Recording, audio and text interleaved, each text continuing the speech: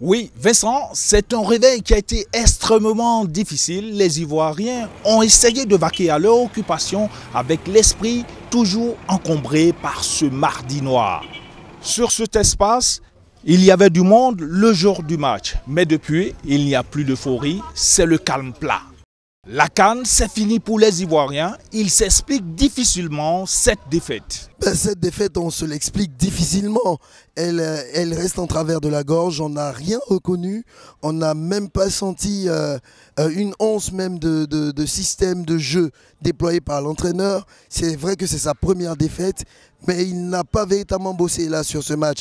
Les joueurs, on les a sentis apathiques. Les joueurs n'ont pas donné le meilleur d'eux-mêmes et on les a même pas reconnus. C'est vrai, on pourrait dire que l'enjeu était assez grand, était peut-être énorme pour leurs épaules, mais je pense qu'ils avaient toutes les armes pour nous donner la joie. Et là, c'est triste. C'est triste et on peut dire aussi que la faute aussi revient aussi à ces dirigeants qui n'ont pas donné une promotion à l'échelle même de cette équipe nationale. Et voilà, la faute elle est imputable à tout le monde, à tout le staff et vraiment nous les supporters. On se retrouve là tout triste, voilà, au lendemain de ce match. Ça nous a vraiment déçus, ça nous a désillusionnés. Parce que pour un champion d'Afrique sorti au premier tour, c'est vraiment une consternation totale à Abidjan.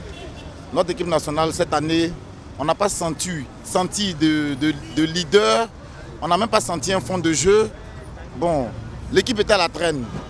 On s'est même permis de douter de notre équipe nationale. Parce qu'on n'a vraiment pas vu de jeu en tant que tel. Il n'y avait pas un fond de jeu.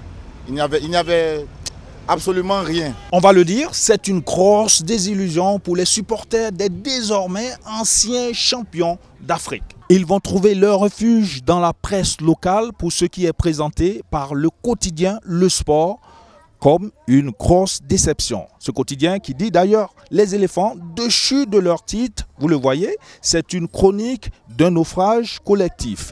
Un autre titre encore plus évocateur, c'est celui du quotidien Super Sport.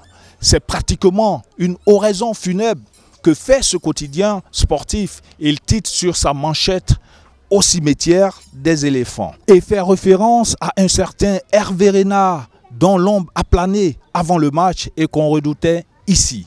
Pour tout dire, avec une maxime religieuse bien de chez nous, vous le voyez, Renard a donné, Renard a repris.